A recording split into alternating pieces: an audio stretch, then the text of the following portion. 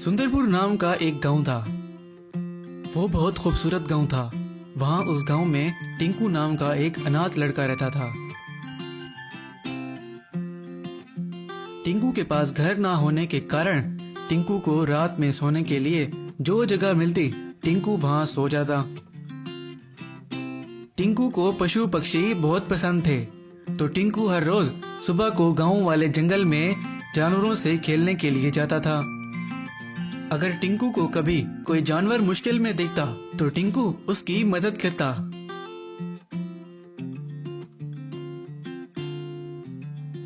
एक बार टिंकू रोज की तरह जंगल में घूम रहा था तो कहीं से उसने गोली चलने की आवाज सुनी और टिंकू उस तरफ भागने लगा। टिंकू जब उस जगह पर पहुंचा तो उसने झाड़ियों के पीछे से छुपकर देखा कि कुछ शिकारी एक हिरन का शिकार कर रहे थे। टिंकू ने ये सब देखकर एक आइडिया सोचा और अपने एक पुराने फोन से पुलिस के सायरन की आवाज निकाली। तो वो आवाज सुनकर शिकारी बोला, अरे ये तो पुलिस की आवाज लगती है, लगता है हमारा उनको पता चल गया है, चलो चलो यहाँ से निकलो। तो वो शिकारी वो पुलिस की आवाज सुनकर वहां से भाग जाते हैं। एक दिन रात के समय जंगल में एक जादुई दरवाजा खुला और उसमें से एक गाय निकली और चलने लगी। वो गाय चलते चलते उस जगह पहुंच गई जहां पर टिंकू सो रहा था। वहीं उसी जगह जंगल में एक और जादुई दरवाजा खुलता है और उसमें से एक शैतानी जादूगर निकलता है और उस गाय को ढूंढने लगता है।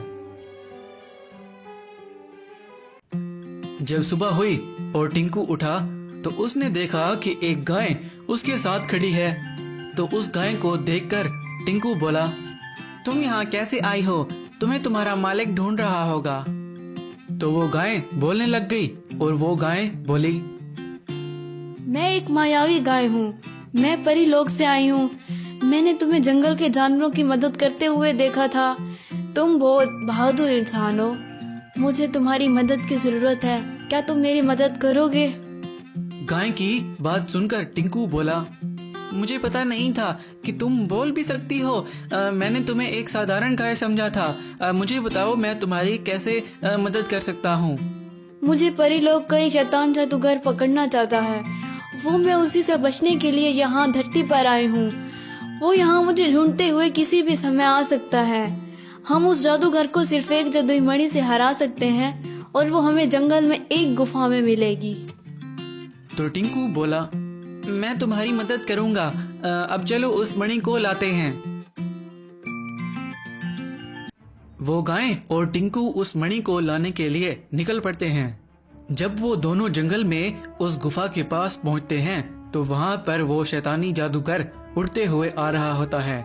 तो उसे देखकर टिंकू कहता है, मैं जाकर वो जादुई मणि लाता हूँ उस गुफा से, फिर इस जादूगर को सबक सिखाता हूँ। तो वहीं वो जादूगर आ जाता है और उस गाय को अकेला देखकर उस गाय पर हमला करने लगता है। तो वहीं टिंकू वो जादुई मणि लेकर आ जाता है और उस जादूगर पर इस्तेमाल कर देता है और वो जादूगर गायब हो जाता है। उस शैतानी जादूगर को हराने के बाद वो टिंकू और गाय गांव में वापस आ जाते हैं।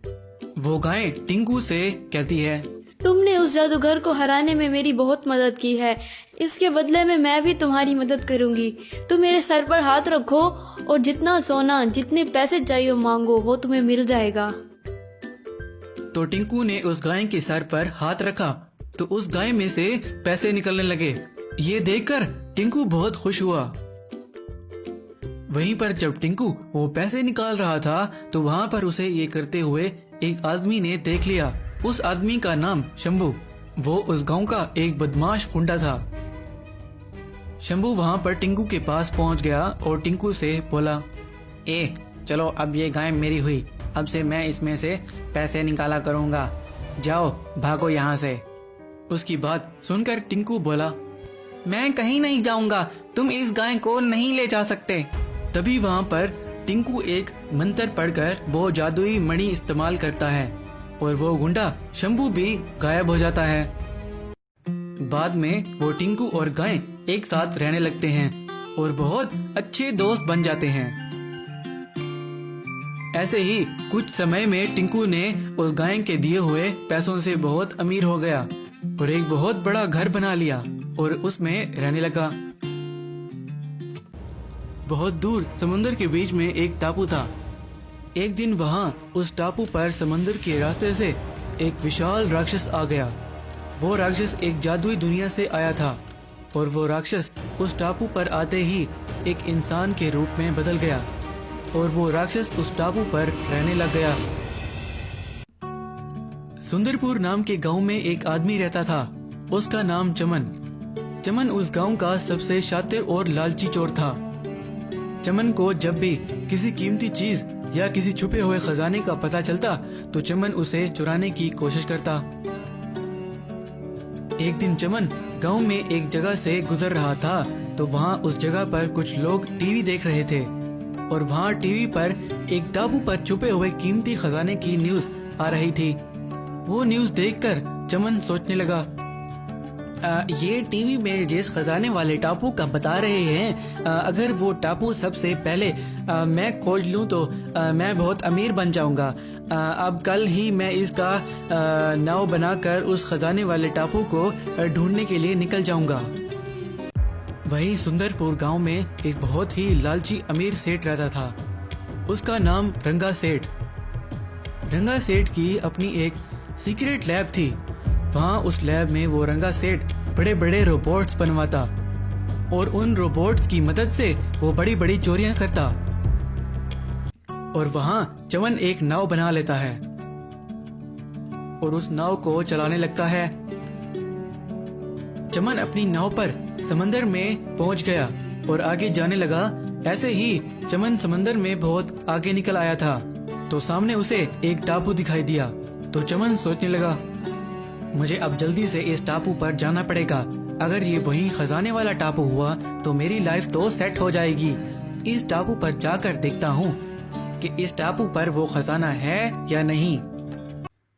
तो चमन उस टापू पर चला जाता है तो वो देखता है कि वहाँ पर उस टापू पर बहुत सारे विशाल तरबूज थे। वहाँ पर कुछ तरबूज सोने के भी थे। तो उन सोने के तरबूजों को देखकर चमन सोचने लगता है, यहाँ इस टापू पर वो खजाना तो नहीं, लेकिन यहाँ पर सोने के तरबूज हैं। अगर मैं इनको चुरा कर ले जाऊं और बेच दूं तो बहुत पैसे मिलेंगे। वहीं चमन खड़ा खड़ा सोच ही रहा होता है कि उस टापू की जमीन के अंदर से बहुत कंकाल निकल आते हैं। चमन उन कंकालों को देखकर बहुत डर जाता है और अपनी नाव की तरफ भागने लगता है। और चमन अपनी नाव में बैठकर उस टापू से दूर निकल आया और सोचने लगा, यहाँ इस टापू पर तो बहुत सोने के तरबूज हैं और इनकी सुरक्षा वो कंकाल कर रहे हैं। मैं इन सोने के तरबूजों को अकेले नहीं चुरा सकता। मुझे इनको चुराने के लिए किसी की मदद की जरूरत पड़ेगी। तो चमन एक प्लान बनाता है और अपने गांव की तरफ वापस चला जाता है। चमन अपने गांव में वापस पहुंच जाता है और रंगा सेठ के पास चला जाता है। चमन रंगा सेठ के पास पहुंचकर बोला, रंगा बॉस, मुझे एक टापू का पता चला है। उस टापू पर बहुत सारे सोने के तरबूज हैं। अगर हम उन तरबूजों को चुरा लें तो हम उनको बेचकर बहुत सारे पैसे कमा सकते हैं, लेकिन मुझे आपकी मदद की जरूरत है। तो रंगा सेठ बोला, तो तुम उन सोने के तरबूजों को अकेले चुरा के क्यों नहीं लाए? तुम्हें मेरी मदद की क्यों जरूरत है? वहाँ उस टापू पर उन सोने के तरबूजों की सुरक्षा बहुत सारे कंकाल कर रहे हैं। वो जैसे ही किसी इंसान को देखते हैं वो उस पर हमला कर देते हैं, लेकिन मेरे पास एक प्लान है उन सोने के तरबूजों को चुराने का। तो रंगा सेठ बोला, अच्छा, मैं तुम्हारी मदद करूँगा। अब मुझे अपना प्लान बताओ। वो कंकाल सिर्फ इंसानों पर हमला करते हैं। अगर हम उन तरबूज जैसे दिखने वाले किसी वाहन में वहाँ जाएं तो वो कंकाल हमें नहीं पहचान पाएंगे और हम पर हमला नहीं करेंगे।